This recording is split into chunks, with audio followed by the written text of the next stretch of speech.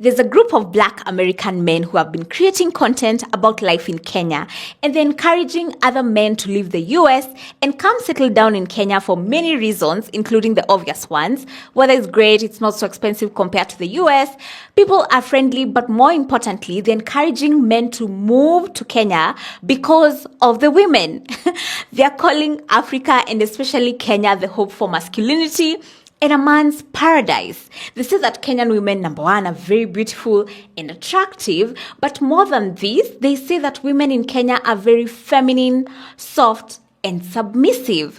The thing is, Kenyan women are so soft and kind and feminine. And women, their voices are soft, their voices are tiny, and the way they move. They're being treated like kings here without even having to put in so much effort, that they only need to send text messages at the right time. And these women, we women, are melting in their arms. My experience, they kind of just melt in your arms. They kind of just fall in your arms. I don't really have to do much. I don't have to put in that much effort. The most effort that I have to put in is to send messages accordingly at the correct times of the day and be consistent with messaging. As long as you do that, I don't see how you can not be successful. Their main challenge is actually having to say no, picking and choosing, because the options of good women are too many. The applications are too many. They cannot believe it because they say women in Kenya exist in their femininity naturally. I'll be honest with you. The most probably difficult thing you'll probably deal with here when it comes to dating is to not accept everybody that comes your way.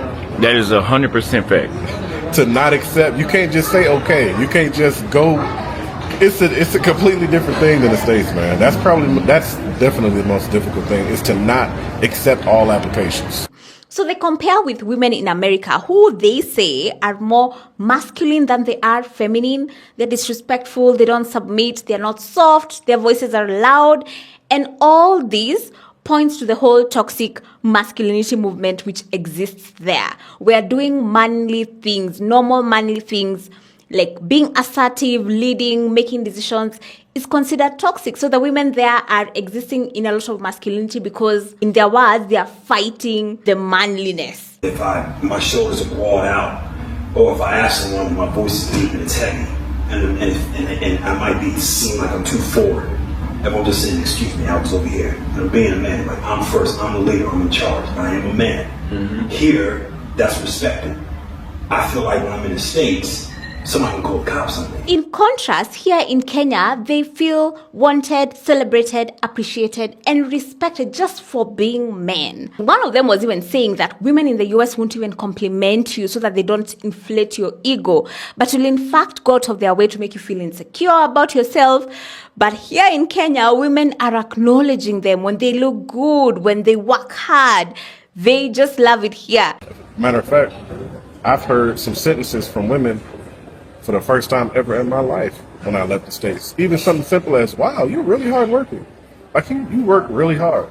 Mm-hmm. Like, wow, you really are a gentleman. You really are this. Yeah. I'll be like, I'll never hear that in the States. In the States, they don't want to tell you anything. They don't want to give you the big head. They don't want to blow you. They don't anything that's to make you feel good or boost your ego is like a sin for them. Yes. It's so crazy. Yes. But when you leave the country, and as long as you just be what you are, the women will actually take notice and be like, wow, like you really, well, how are you saying it? Now, all this makes me wonder if this kingly treatment they are getting is because they are foreigners and Black Americans. I mean, if you tell me you're from New York or LA and you've worked with big hip hop artists from big record labels like one of them, of course my interest is piqued compared to if you told me you're from the Rakanivi and una hustle Nairobi. What you do is ma 1-2 in Nairobi. So are they being treated like this, like kings and princes because they're foreigners, or truly because we Kenyan women are soft, feminine, and submissive? Because of Kenyans, Africans get the best dressed women out of those three continents. Kenyans, the average, it seems like the slightly above average chick, which is a lot of women in Nairobi, can wear her outfits on a run. Hey fam, this is Golden Boy, and we want to talk about these issues. About this, actually not an issue, but I've seen a lot of Kenyan women talking about the same issues where they've said that these Black American men are trying to take advantage of them.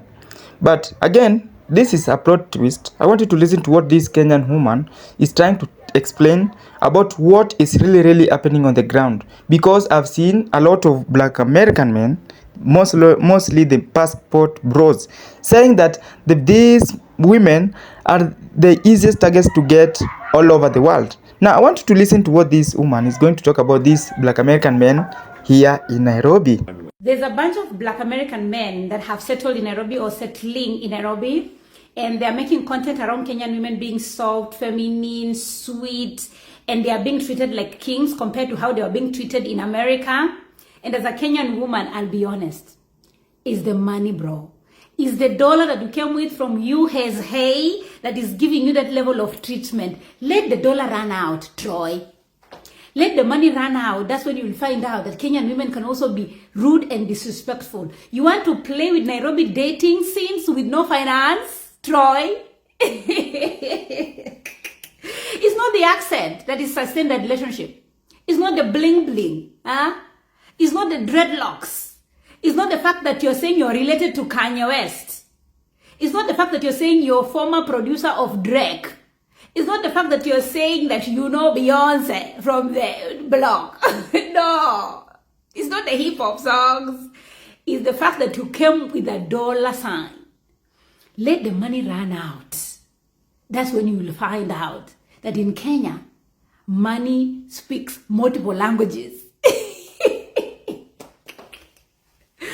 I know they're not telling you the truth. It's not because you have the most charming personality. It's not the fact that you have a nice accent and you have, nice culture. Leroy, is the dollar. When the dollar runs out, that's when you find out the truth. In Kenya, we say, mapenzi ni pesa. Pesa ikiisha, mapenzi imeisha. This message is not necessarily for Austin Hellman because he came up a lot in the comments. I had to look him up. Interesting guy. He seems to, be enjoying life in Nairobi.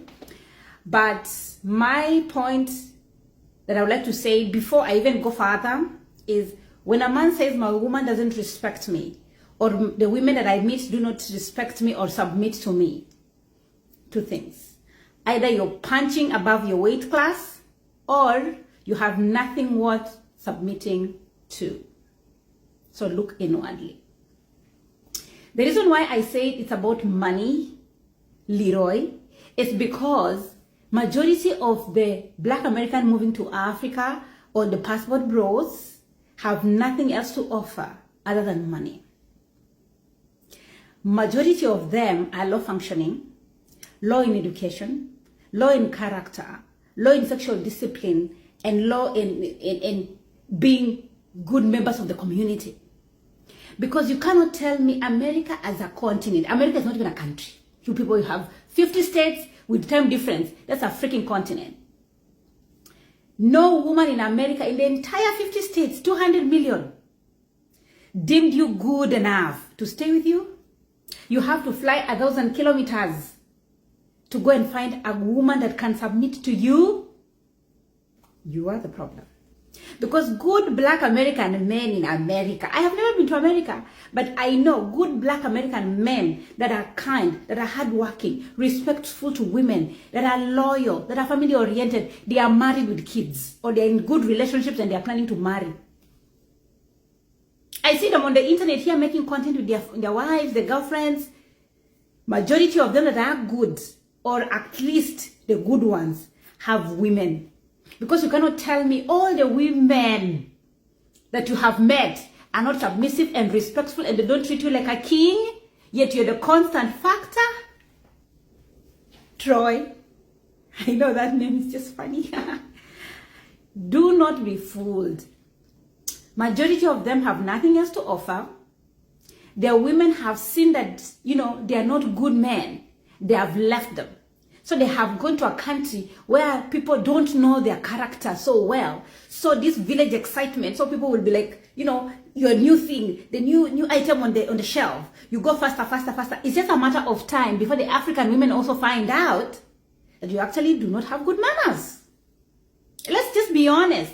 I am a proponent of going where you're loved. I've always said it, for men or women, go where you feel loved and where you feel appreciated. But also look at your own character. Because if you're not a good man in America and you haven't decided to do a 360 and change while you go to Africa, or some of you go to Asia to find a good woman, it's just a matter of time. Women are just women. We are just women. At the end of the day, we are going to find out your bad manners. And I know some women can accommodate some things, others cannot. But if you're not a good man, it's just a matter of time before you still end up with no woman in Africa, and on top of it, with no money. So work on yourselves.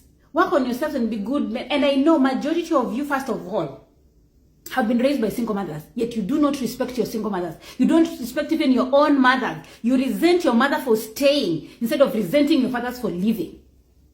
Your culture and the culture of Black America is so disintegrated that you don't have family values because you didn't really see good family values while growing up.